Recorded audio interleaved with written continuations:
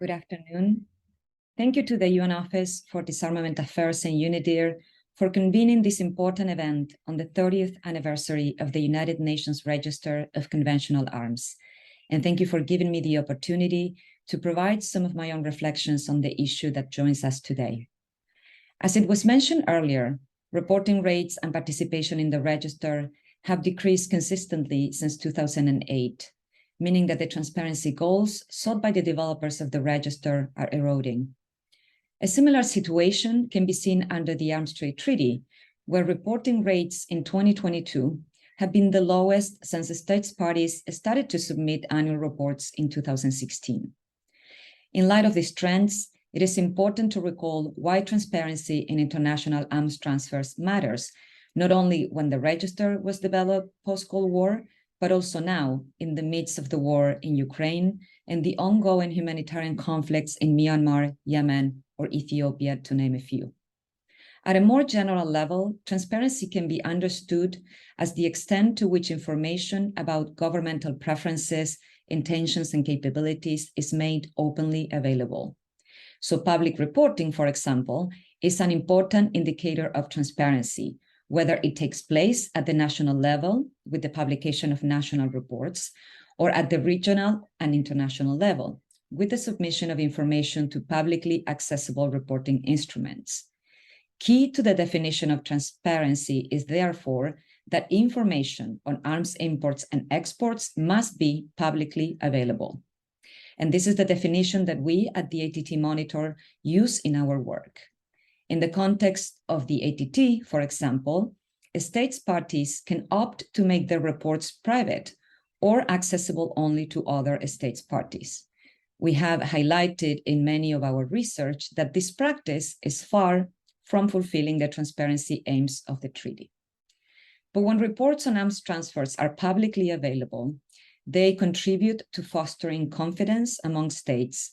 They can favor the implementation of security arrangements and help de-escalate the potential for conflicts. Transparency on arms transfers can also help states to assess and mitigate the risks of weapons being diverted to unauthorized users or use. Nil reports on arms imports and/or exports can equally contribute to transparency and confidence building, as a state is demonstrating that it has nothing to hide. Another principle related to transparency is information sharing between governments. In the ATT context, again, information sharing can contribute to prevent diversion, mitigate the risks of diversion in all the stages of transfer, and help to identify international assistance needs to effectively implement the provisions of Article 11 on diversion. The creation of the Diversion Information Exchange Forum at the 6th Conference of States Parties to the ATT is an example of one of the ways in which information sharing can help states to address the challenges posed by the diversion of weapons. And although it is encouraging that CSP8 saw the first in-person inaugural meeting of the DIF, we hope civil society will be invited to participate in the DIF in the future, so the forum truly becomes another tool of transparency in the arms trade regime. And this leads me to a second point on why transparency and reporting in international arms transfers continue to be relevant today.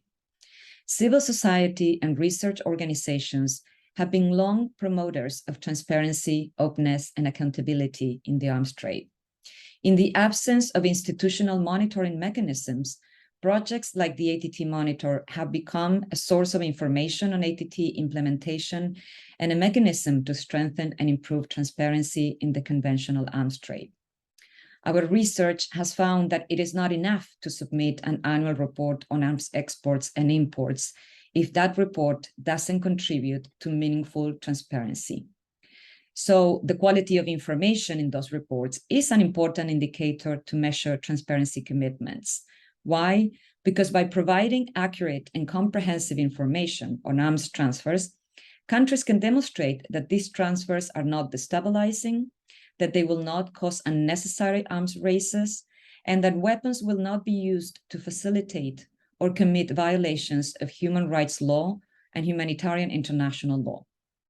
Accurate and comprehensive public information also allows us to have a better understanding of international arms transfers and flows. The analysis we conducted of annual reports submitted to the ATT Secretariat for the 2015 to 2019 period showed that out of a total of approximately 9,000 reported exports, 79% included the numbers of arms transferred, but only 33% included the details of the value of those transfers.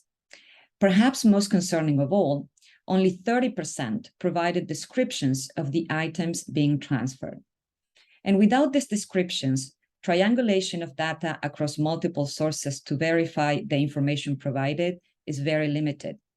Indeed, less than 10% of all exports reported by state parties in their annual reports between 2015 and 2017 have been mirrored to a high degree of confidence. This is it.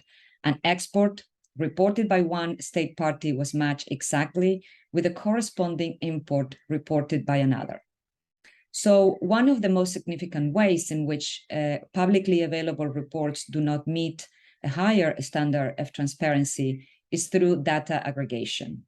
When information is aggregated excessively, it becomes impossible to know what weapons were transferred to whom, and it also prevents to determine whether a state party has abided by its treaty commitments.